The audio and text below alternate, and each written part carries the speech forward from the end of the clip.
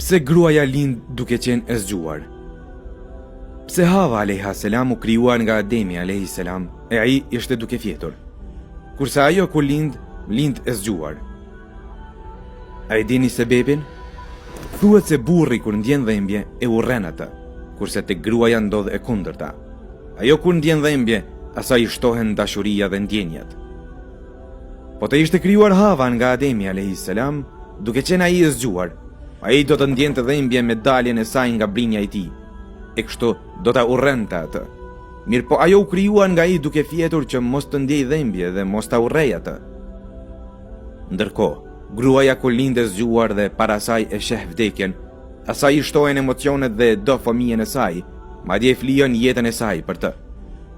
O ti mashkull, mos u tall me ndjenjat e femrës.